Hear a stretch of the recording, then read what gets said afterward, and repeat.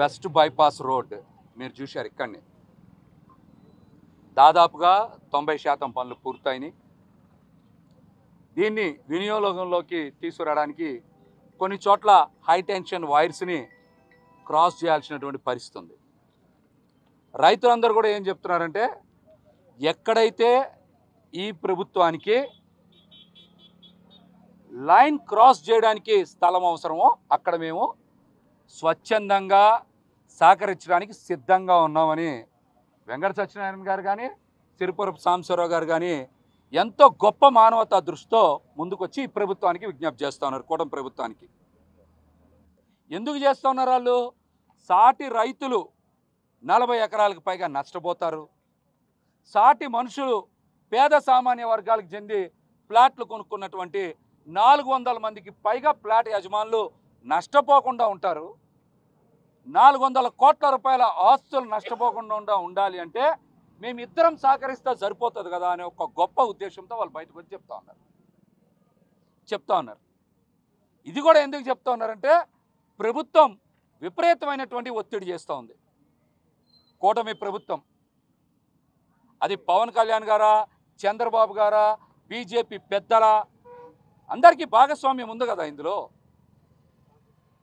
Collector గారు, అదేవిధంగా స్థానిక పోలీసులు, అదేవిధంగా మెగా కంపెనీ వాళ్ళు, నేషనల్ హైవే అధికారులు, పవర్ గ్రిడ్ అధికారులు, ప్రభుత్వం చెప్తేనే కదా వీళ్ళు చేసేది. రైతులని మీరు అసలు అరెస్ట్ చేయాల్సిన అవసరం ఏమొచ్చింది? 2 రోజుల పాటు 1 టౌన్ పోలీస్ స్టేషన్లో పెట్టే అధికారం మీకు ఎవరిచ్చారు? నిర్బంధించి బలవంతం చేసి రైతుల భూముల్ని, ప్లాట్ల యజమానుల భూముల్ని లాక్కోవాలనే కుట్ర ఇందులో చాలా స్పష్టంగా ఉంది. రైతులందరూ కూడా చెప్తున్నారు కదా, ఆధారాలు చూపిస్తూ ఉన్నారు. ఇంతవరకు మీరు లైన్ మార్పు చేస్తున్నామని నోటిఫికేషన్ ఇచ్చారా? నష్టపోతున్నటువంటి రైతుల వివరాలు పేపర్ నోటిఫికేషన్కి ఇచ్చారా? ఒక్కొక్క రైతుకు కానీ ప్లాట్ యజమానికి కానీ ఎంత విస్తీర్ణం పోతుందో రెవెన్యూ అధికారులు ఇంతవరకు తెలియజేశారా? నేషనల్ హైవే అథారిటీస్ ఎక్కడన్నా ఒక నోటిఫికేషన్ ఇచ్చిందా? ఇవ్వలేదంటే మీరు రైతుల్ని బలవంతంగా అలా భూములు లాక్కోవాలనేటువంటి కుట్ర అంతా అర్థమవుతుంది. ఇంత బలవంతం దేనికోసం? ఎవరికి ప్రయోజనాలు చేకూర్చడం కోసం? ఇందులో చాలామంది రిటైర్డ్ ఎంప్లాయీస్ కూడా ఉన్నారు. ఇంజనీరింగ్ విభాగంలో పనిచేసిన వాళ్ళు ఉన్నారు. స్కెచ్లు వాళ్ళు కూడా తయారు చేయించారు.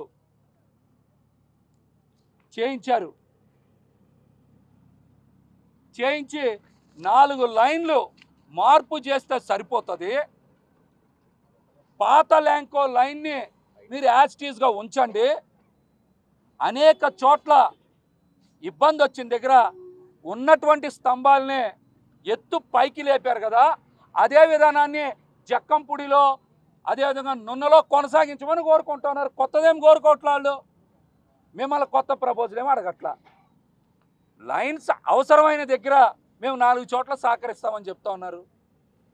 ఇంకొన్ని చోట్ల ఎత్తు తక్కువైతే ఎత్తు పెంచుకునే సౌలభ్యం ఉందే కాబట్టి ఎత్తు పెంచుకోమని చెప్తా ఉన్నారు. ఎందుకు మీరు ఆ పనులు చేయట్లా? దీని వెనకాల ఉన్న కుట్ర ఏంటి? ఎవరి ప్రయోజనాల కోసం ఇదంతా చేస్తూ ఉన్నారు? కలెక్టర్ గారిని కలిశారు కదా అందరూ, వెళ్ళి 3 గంటల పాటు మీటింగ్ జరిగింది కదా కలెక్టర్ గారితో. కలెక్టర్ గారు మెగా వాళ్ళతో, నేషనల్ హైవే వాళ్ళతో, పవర్ గ్రిడ్ వాళ్ళతో, రెవెన్యూ వాళ్ళతో కలిపి ఈ రైతులతో కమిటీ వేస్తానని వారం రోజుల కిందనే కదా మాట ఇచ్చారు. ఈ వారం రోజుల్లో ఏం జరిగింది? కలెక్టర్ గారు కూడా దీనికి సమాధానం చెప్పాలి. మీరు చట్టానికి లోబడి పనిచేయాల్సిన వ్యక్తులు కదా. మీరు చట్టానికి లోబడే పనిచేయాలి. మీరు నోటిఫికేషన్ ఇచ్చారా? రైతుల వివరాలు ప్రకటించారా? నష్టపరిహారం ఎంతో వాళ్ళకి చెప్పారా? వాళ్ళ విస్తీర్ణం ఎంత పోతుందో చెప్పారా? ఇవన్నీ చేయకుండా బలవంతంగా భూములు లాక్కోవడానికి మీరు ఎవరు? అసలు రైతులను 2 రోజుల పాటు పోలీస్ స్టేషన్లో నిర్బంధిస్తారా? భుజానికి ఆపరేషన్ జరిగినటువంటి వెంకట సత్యనారాయణ గారిని బలవంతంగా పోలీసులు లాక్కెళ్ళి పోలీస్ స్టేషన్లో కూర్చోబెడతారు వారిని. ఈ మధ్య సర్జరీ కూడా చేయించుకున్నారు. ఇదంతా కూడా కేవలం మెగా ఇంజనీరింగ్ కంపెనీకి కాంట్రాక్ట్ల రూపంలో కోట్ల రూపాయలు లబ్ధి చేకూర్చడానికే. రెండవది, ల్యాంకో మూతబడినటువంటి సంస్థ, ఒక్క యూనిట్ కూడా కరెంటు ఉత్పత్తి చేయనటువంటి సంస్థ. ఆ సంస్థకి లాభాలు చేకూర్చడం కోసం మాత్రమే అవసరం లేకపోయినా ల్యాంకో లైన్ని మార్పు చేస్తూ ఉన్నారు. ల్యాంకో వాళ్ళు ఎక్కడన్నా లైన్ మార్చాలని మీకు ఏమైనా అర్జీ పెట్టారా? ల్యాంకో లైన్స్ వలన ఇప్పుడేమన్నా కొత్తగా అక్కడేమన్నా లైన్స్ మార్పు చేసే అవకాశం ఉందా? అయ్యే లైన్స్ కదా. అసలు మాకు మార్పు చేయమని పెట్టినప్పుడు ల్యాంకో లైన్స్లే కదా మీరు షిఫ్ట్ చేస్తున్నారు, కొత్త లైన్లు అయ్యట్లా. అంతేనండి, కొత్త లైన్లు ఎక్కడే ఇట్లా ల్యాంకో లైన్స్నే మార్పు చేస్తూ ఉన్నారు. అసలు కరెంటు ఉత్పత్తి ఆగిపోయి ఒక్క యూనిట్ ఉత్పత్తి చేయనటువంటి ల్యాంకో సంస్థ టవర్ లైన్లని అసలు మార్చాల్సిన అవసరం ఏముంది? అది కూడా ప్రైవేట్ సంస్థ, మూసిపోయింది కదా, అందరికీ తెలిసిన విషయమే కదా. గత 3-4 ఏళ్లుగా ఉత్పత్తి ఆగిపోయిన ఒక సిక్ యూనిట్ గురించి ఇంత వివాదం ఏంటి అసలు? దీని వెనకాల కుట్ర ఏంటో తెలుసా మీకు?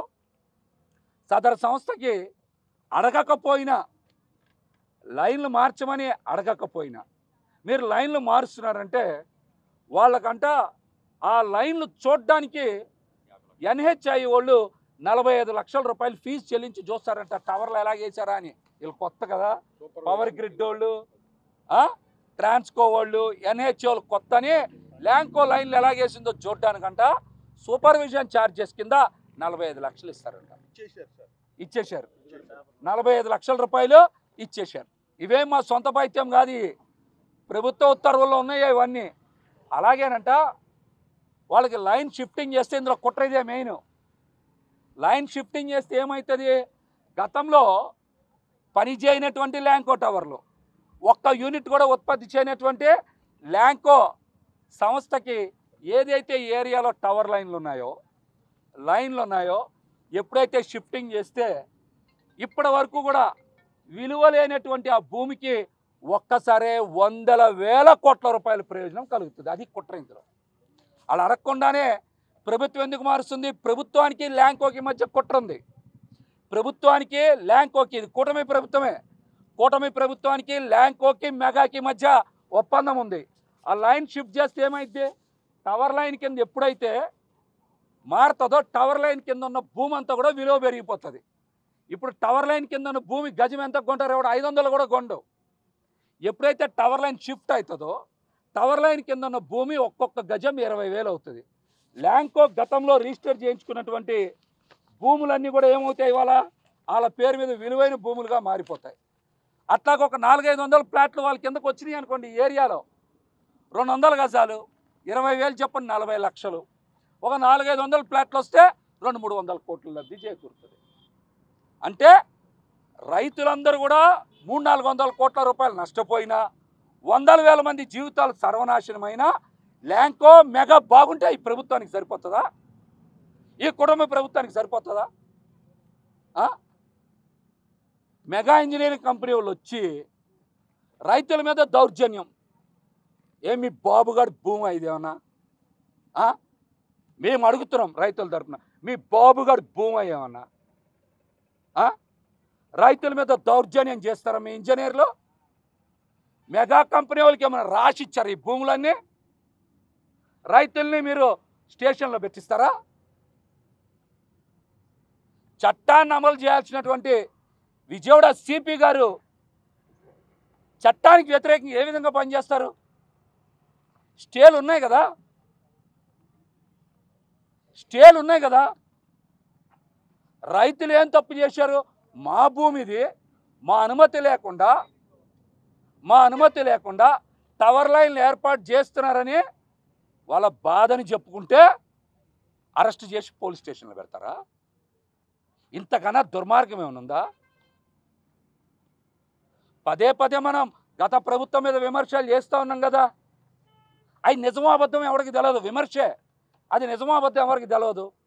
మరి మీరు వచ్చి వాస్తవ రూపంలో వీళ్ళందరినీ కూడా పెట్టించారు కదా పోలీస్ స్టేషన్లో. బలవంతంగా భూముల్లో మీరే కదా టవర్ లైన్లు వేసేస్తున్నారు. ఎవరి ప్రయోజనాల కోసం? ల్యాంకో కోసం, మెగా కోసమా? ల్యాంకో కోసం, మెగా కోసమా? ఇంత దుర్మార్గం ఏంటి? గతంలో 90% పనులు పూర్తయినాయి. ఇవాళ పనులు పూర్తయితే అభివృద్ధి జరిగింది, అందరికీ మంచిదే.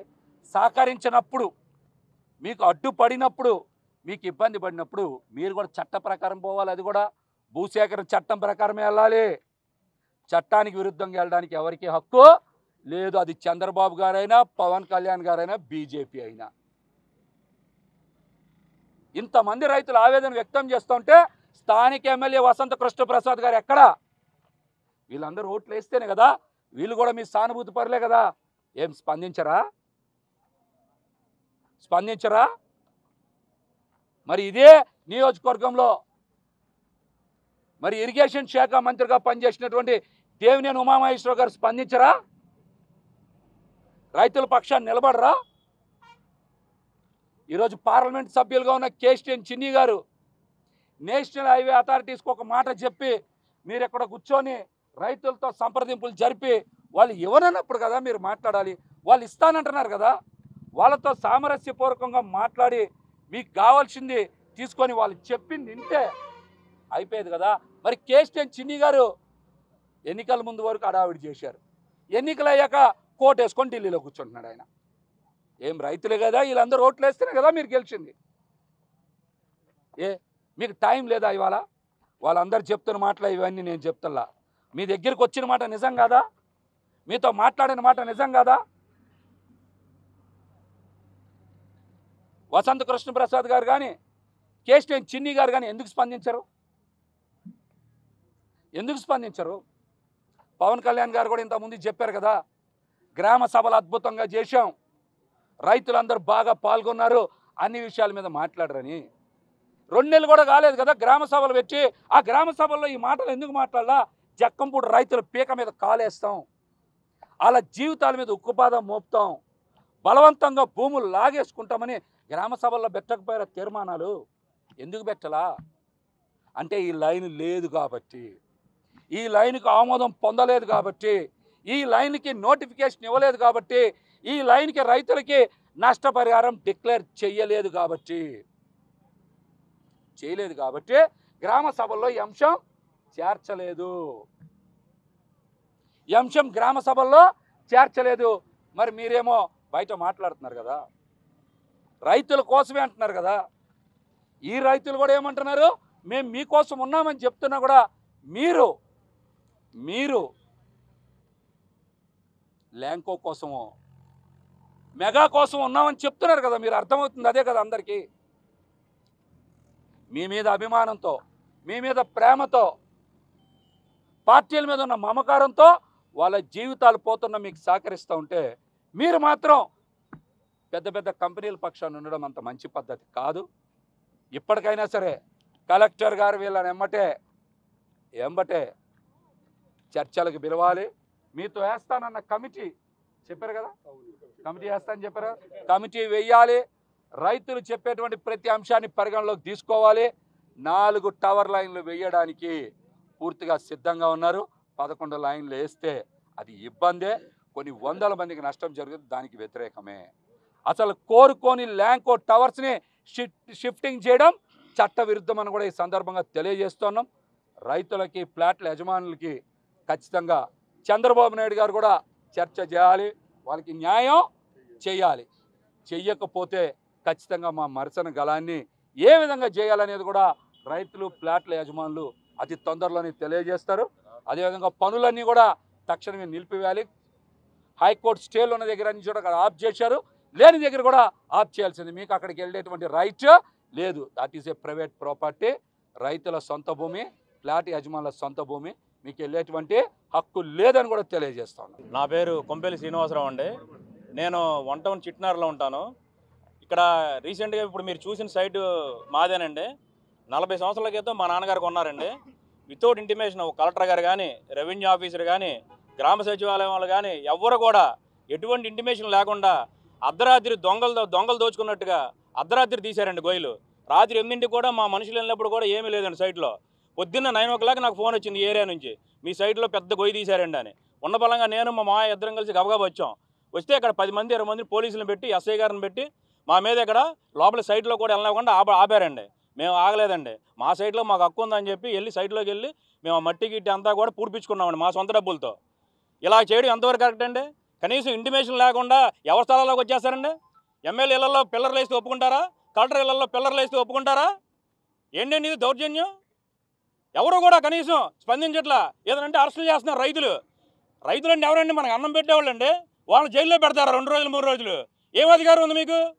ఎవరి దగ్గర సంతకాలు తీసుకున్నారు? ఎవరిని అడిగారు మీరు? అసలు కలెక్టర్ గారు సంప్రదించారా? ఎంఆర్ఓ గారు సంప్రదించారా? ఎమ్మెల్యే గారు అసలు సంప్రదించారా? ఎంపీ గారు ఏదీ లేదు. ఎవరి దగ్గరికి వెళ్ళనివ్వట్లేదు. మాకేమో సీఎం గారి దగ్గరికి వెళ్దామంటేనే మాకేమో అనుమతి ఇవ్వట్లేదు. కలెక్టర్ ఆఫీస్కి వెళ్తేనే రోజుల తరబడి వెయిటింగ్ చేయించి రైతులు నానా ఇబ్బందులు పెడుతున్నారంట. ఎంతవరకు ఇది కరెక్ట్? వాళ్ళు అలైన్మెంట్ డిజైన్ చేశారు. 4 టవర్లు వేస్తే సరిపోద్ది, 11 టవర్లు వేయాల్సిన అవసరం లేదు, ఒక ఆప్షను. రెండోది హైట్ పెంచితే సరిపోద్ది, ఉన్నదానికి ఎవరి స్థలం కూడా ముట్టుకోవాల్సిన అవసరం లేదని చెప్తున్నారు. ఎందుకు చేయట్లేదు ఇది? ఎందుకు పరిగణలో తీసుకోవట్లేదు అధికారులు? అంటే 32 కోట్లు అవుతుంది 11 టవర్లకి. 4 టవర్లు వేసి ఎంత అవుతుందండి? 10 కోట్లతో అయిపోద్ది. 20 కోట్ల రూపాయలు దగ్గర మన సెంట్రల్ గవర్నమెంట్ సేవ్ చేసినట్టేగా. అంటే ఎన్హెచ్ఏ వాళ్ళు సెంట్రల్ గవర్నమెంట్ ఫండ్ని దుర్వినియోగం చేస్తున్నారా? వీళ్ళందరూ లాలూచిపడి అదే అనుకుంటారు పబ్లిక్. దీని వెనకాల ఎవరో ఉండి నడిపిస్తున్నారు అనుకుంటున్నారు. ఇది కరెక్ట్ కాదు. వేస్తే 4 టవర్లు వేయండి, రైతులు కూడా స్వచ్ఛందంగా భూమి ఇస్తామంటున్నారు. లేదా హైట్ పెంచండి. ఎలా కొత్తగా లైన్లు వేయాల్సిన అవసరం లేదు, దాన్ని డైవర్షన్ చేస్తే సరిపోద్దని చెప్తున్నారు. కనీసం వాళ్ళు కూర్చోబెట్టి మాట్లాడే నాయకుడు కానీ అధికారులు కానీ లేరు. రైతులను పురుగులు చూసినట్టు చూస్తున్నారు. ఇంత అన్యాయమా? మా స్థలాలు లాక్కొని మా స్థలాల్లో దౌర్జన్యం చేస్తూ మమ్మల్ని కనీసం గేట్ లోపల రానివ్వరు. ఈ ల్యాంకో లైన్లో ఇప్పుడు మా పొలం 2.5 ఎకరాల దాకా దాంట్లో స్తంభం వేస్తున్నారండి మధ్యలో. ఇప్పుడు ఇంతకు ముందు అసలు ఈ లైను అసలు ప్లాన్ అప్రూవల్ లేదండి.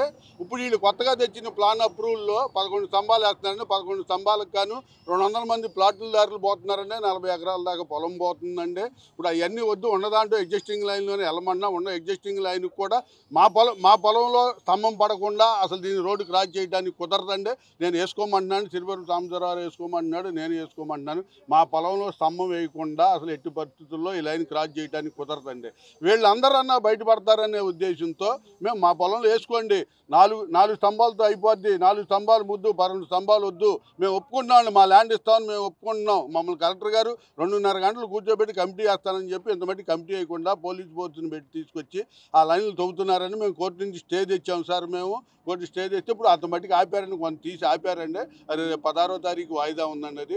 సరే, ఇప్పుడు ఇక్కడ అసలు ఈ గొయ్యను చూశారు కదా, ఈ గొయ్యి అసలు ఇంతకుముందు ప్లాన్లో అప్రూవల్ 2024 నవంబర్ 6వ తారీఖున దీన్ని తీసుకున్నారండి. ఇది 2022లో వీళ్ళు ఏం చెబుతున్నారు, మాకు 2022లోనే మాకు ప్లాన్ అప్రూవల్ అయింది అంటున్నారు. 2022లో ప్లాన్ అప్రూవల్ అయితే సిఆర్డీఏలో దాన్ని సబ్మిట్ చేయాలి కదా. దీనికి 2023లో పర్మిషన్ ఇచ్చారండి ఈ బిల్డింగ్కి. మరి ఈ బిల్డింగ్ ఏమో ఇప్పుడు అసలు ఆ బిల్డింగ్ ఉన్న ప్లేస్లో పడాలండి ఈ స్తంభం వచ్చేసి. దాన్ని తీసుకెళ్ళి పక్కదంటే వాళ్ళకి ఎవరికి నోటీసులు ఇవ్వలేదు, ఏమి ఇవ్వలేదండి. అసలు ఇది మేమేం చెప్తున్నామంటే ఉండే ఎగ్జిస్టింగ్ లైన్లో వెళ్ళండి. మేము ఇంతకుముందు బోర్డు అంతా నష్టపోయి ఉన్నానండి. నేను 22 ఎకరాలు 60-40కి ఇచ్చానండి. నేను ఇదే రోడ్డుకి ఇప్పుడు వెస్ట్ బైపాస్కి 6 ఎకరాలన్నర ఇచ్చానండి. నా సొంతం అంటే మా అన్న ఇద్దరు నేను ముగ్గురు కలిసి 6 ఎకరాలన్నర ఇచ్చాం. మేము ముగ్గురు కలిసి 22 ఎకరాలు 60-40కి ఇచ్చాం. ఖమ్మం రోడ్డుకి 2 ఎకరాలు ఇచ్చామండి. 60-40లో వాళ్ళ 6 ప్లాట్లు పోతుందండి ఖమ్మం రోడ్డుకి. ఇన్ని నష్టపోయినా కానీ ఈ 2.5 మిగిలితే ఈ 2.5లో కూడా వేసుకోమంటున్నామండి. మేము అభివృద్ధికి అడ్డం కాదు, అప్పుడు వేసుకోమంటున్నాం. ఈ 200 మంది ప్లాట్ ఓనర్ని, ఈ 40 ఎకరాల పొలం ల్యాండ్ ఓనర్ని మీరు సేవ్ చేయండి. మేము అంతకంటే వేరేం కోరట్లేదంటే బ్యూరోక్రాట్స్ అంతా ఏం చెబుతున్నారు, వాళ్ళు అట్టానే కేకలేస్తారు, కాంపెన్సేషన్ చాలక అట్టానే కేకలేస్తారు, రోడ్డు ఎక్కుతారు వాళ్ళని పోలీసులను బట్టి మమ్మల్ని అనిచేస్తున్నారంటే 2 రోజులు తీసుకెళ్ళి పోలీసులు మమ్మల్ని స్టేషన్లో కూర్చోబెట్టారు. మాకు కాంపెన్సేషన్ అనేది అవసరం లేదండి. కాంపెన్సేషన్ వద్దు, మీరు 4 లైన్లు వేసుకోండి, 11 లైన్లు వద్దు, మిగతా వాళ్ళందరినీ సేవ్ చేయండి. నా దాంట్లో ఇస్తాను నేను, వేసుకోండి, నా 2.5లో వేసుకోండి, నేను వద్దంటలేదు. మాకు కాంపెన్సేషన్ అనే మాట వద్దు. సీఎం గారు దాకా వెళ్ళనివ్వట్లేదండి. ఇది బ్యూరోక్రాట్స్ అంతా ఈ మధ్యలో తొక్కు పెట్టేస్తున్నారు. ల్యాంకోకి, మెగాకి, నేషనల్ హైవేకి ప్రయోజనం చేకూర్చడానికి ఈ బ్యూరోక్రాట్స్ అంతా సీఎం గారి దగ్గర దాకా వెళ్ళాం. మా ఉద్దేశం సీఎం గారి దగ్గరికి వెళ్ళే దారి లేక ఇక్కడ రోడ్లు అమ్మడి పడి కొట్టుకుంటున్నామండి. మేము సీఎం గారి దగ్గరికి వెళ్తే మాకేదో న్యాయం జరుగుతుందని చూస్తున్నాం. మేము రోడ్డుకి అడ్డంకి కాదు, మేము వేసుకోండి, మీరు స్తంభాలు వేసుకోండి. ఇన్ని రోడ్లకి ఇచ్చిన వాళ్ళు ఈ 2.5 పెద్ద లెక్కేం కాదండి. వేసుకోండి మీరు. మిగతా 200 మంది ప్లాట్ ఓనర్లు నాశనం అయిపోతున్నారు. 40 ఎకరాల పొలం నాశనం అయిపోతుంది. విజయవాడ టౌన్ పక్క నుండి రాజధానిలో ఉండి 40 ఎకరాల పొలం పోతే ఏమి పని. రేపు ఎక్కడి నుంచి తెస్తారు మీరు? ల్యాండ్ బ్యాంక్ అంటున్నారు, మీరు ఎక్కడి నుంచి తెస్తారు? మరి బాగుండబట్టే కదా మీరు అంతా గవర్నమెంట్ మా దగ్గర ల్యాండ్ బ్యాంక్ తీసుకుంది రాజశేఖర రెడ్డి గారి టైంలో. మరి మేము ఇచ్చిన పొలం జగన్ మరియు కట్టింది, మరి బిల్డింగ్ కట్టింది మా పొలాల్లోనే కదండి. మా పొలాల్లో తీసుకోబట్టే కట్టారు మీరు, లేకపోతే ఎక్కడి నుంచి తెచ్చి కట్టారు? ఇవాళ 40 ఎకరాలు ఎవరి కోసమో ప్రయోజనాల కోసం మీరు ఇంత పొలం నాశనం చేస్తారు. ఇంతమంది ప్లాట్ రూపాయి ఖర్చు పెట్టి రూపాయి కూడబెట్టుకొని కొనుక్కున్నారండి ఆ ప్లాట్లో. మీరు ఎందుకు అంత నాశనం చేస్తారు? మీకు ఎందుకు అంత పట్టుదల? రండి కూర్చోబెట్టండి మమ్మల్ని కూడా, మేము వస్తాం, ఒప్పుకుంటాం. మేము అడ్డమైతే పెట్టమండి. మేము చెప్పే 4 స్తంభాలు 4 రోజుల లోపే అయిపోతాయండి. 15 రోజులు 20 రోజులు అయిపోతాయి. ప్రాజెక్ట్ ఆగదండి. ప్రాజెక్ట్ మీరు మార్చ్ ఎండింగ్ దాకా మీరు పెట్టుకున్నారు. మీరు 10 రోజుల్లో 15 రోజులు అయిపోద్దండి మేము చెప్పే పద్ధతిలో. అదండి, ఇంతమంది నాశనం చేయొద్దని మేము కోరుకుంటున్నాం. సీఎం గారిని కానీ పవన్ కళ్యాణ్ గారిని అందరినీ కోరుకునేది అదేనండి. మరిన్ని వీడియోస్ కోసం ఛానల్ ని సబ్స్క్రైబ్ చేయండి. లేటెస్ట్ అప్డేట్స్ కోసం వాట్సాప్ ఛానల్ ని ఫాలో అవ్వండి. ఆ లింక్ డిస్క్రిప్షన్ లో ఉంది.